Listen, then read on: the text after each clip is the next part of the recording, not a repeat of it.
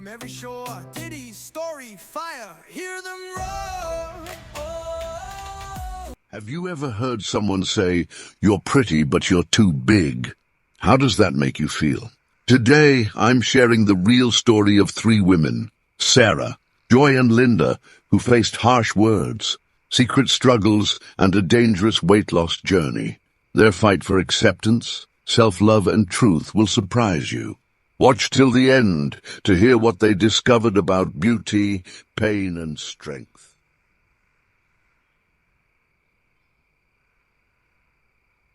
If there was one thing Sarah was tired of hearing, it was that hurtful line, "You're pretty, but you're too big." She heard it so many times that if she got 1 naira each time, she could have bought a nice house in Lagos. Sarah was 28 years old, single, working at a small phone company, and living alone in a 2-bedroom flat on the edge of town. She was smart, kind, and had curves that told their own story. But every time she met a man at weddings or on dating apps, the talks always ended with some kind of body shame. "I like you, but can't you lose some weight?" Or with hips like that, we'd need a trailer for the honeymoon. Even her aunties didn't help. They called her Big Sarah at family gatherings and piled her plate, high like she was feeding a village. But this time, Sarah had enough. After a handsome guy named Daniel stopped talking to her because of her size, she sat in her room, ate 2 meat pies with a bottle of soda, wiped her mouth and said, "That's it. I will lose 5 kilograms before the next office party." So she joined a gym. On her first day, the trainer, a very strong man full of energy, told her, "We'll start slow." He made her do jumping jacks, but by the 7th jump, Sarah was flailing like she was running from danger. Her wig moved, her leggings stretched, and her knees felt like they were sending messages to God. The next day, she didn't come back. The gym was too hard, and her knees hurt badly. She decided to try dieting instead. She downloaded a meal plan from Instagram that promised a flat belly in 7 days. It had oats, cucumbers, boiled eggs, and a strange fruit called dragon fruit. She looked at her kitchen and thought, "Where will I find dragon fruit here?" Still, she tried. Oats for breakfast, carrots for lunch, and a tiny plate for dinner. By the 2nd day, something strange happened. The leftover soup in her fridge seemed to call her name. "Sarah, I'm still fresh. Just warm me up a little." She gave in and stirred it. Her knees were weak and her mouth watered. Even the meat looked like it was tempting her. That's how she felt like Eve in the Garden of Temptation. The next morning, Sarah went to work feeling tired and guilty. Her usual loud earrings were gone, and she walked like someone with no confidence. Her co-worker Linda stopped by her desk. "Sarah, are you okay?" Sarah sighed. "Linda, this diet is tough. My body is shaking and my fridge keeps calling me." Linda frowned. "Why suddenly? Who told you to do this?" Sarah slumped. "It's the men. They all say I'm too big. One even joked I need 2 seats. I'm so tired." Linda leaned in and whispered, "If you want to lose weight, there's an easier way. No starving, no hard workouts." Sarah looked up, curious. "How?" Linda looked around, then whispered, "Ozine shot." Sarah raised an eyebrow. "Ozine what?" Linda smiled. "It's a magic little shot. 1 injection a week, and your appetite disappears. Your body resets, and in 2 months you'll feel light." Sarah's eyes got big. "Really? No gym, no starving?" "Not at all," Linda said. "Just 1 little poke, and your waist will be small like a phone in your pocket." Sarah didn't think twice. That night, she searched Ozine Shot Lagos on Instagram and found many pages with warnings like DM only and no refunds. After looking at many before and after pictures of pretty girls, she messaged the best one. By morning, a delivery man came to her gate with a small white cooler, like he was bringing a human kidney. "Here's your order, ma'am," he said. Sarah opened it and read the instructions, small letters everywhere. But one sentence stood out: "Use once a week. Weight loss is fast and easy." That Sunday evening, after cleaning her room and lighting a scented candle, she sat on the couch like signing a deal with fate. She ate fruit salad, took the injection like a pro, and crossed her legs. As the fan blew, she closed her eyes and imagined walking into the office party in a tight gold dress. Men would stare, aunties would gasp, and her enemies would be shocked. She smiled and whispered, "Next month I'll shine." On Monday morning, Sarah's stomach started growling loudly.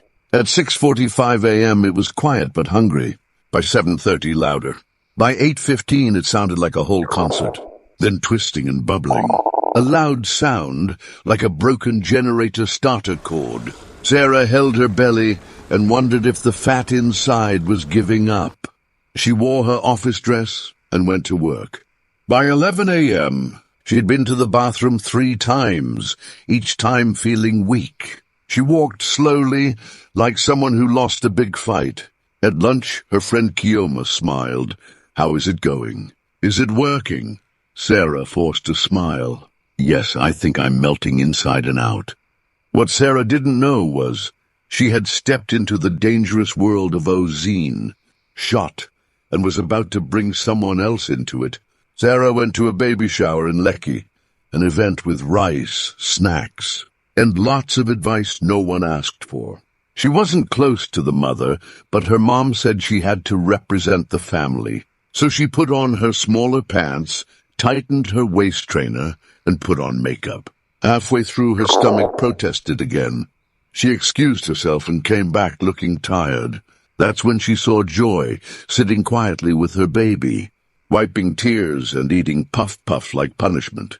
They looked at each other. Sarah smiled. "Hi." Joy smiled back. "Hello. You look familiar." Sarah asked, "Did you go to the local polytechnic?" "No, but my husband knows the family," Joy said. "I just came for the rice." Sarah laughed. "I think the rice is fighting back." They laughed and bonded over the pressure to be thin. By the evening, Joy asked, "How did you lose weight? You look different." Sarah leaned in and whispered, "Ozine." Joy's eyes lit up. "What's that?" Sarah explained it's a shot that stops hunger and helps lose weight fast. Joy asked, "Is it safe?" Sarah shrugged. "Safety? Forget that for now. Do you want to lose weight or not?" Joy said nothing more and ordered the shot that night. Joy was 4 months after giving birth, still tired, leaking, and round. Her baby, little Kemi, was a blessing, but motherhood was hard. She had sleepless nights, cracked skin, and a body that didn't feel like hers. Even though her husband said he loved her fuller, Joy felt unhappy. She scrolled Instagram, jealous of mothers with flat tummies. She tried waist trainers and teas, but nearly gave up. Then she met Sarah and learned about Ozine. It sounded like hope. She ordered and prayed, "Please help me fit into my wedding dress." At first, she felt strong, cleaning and cooking.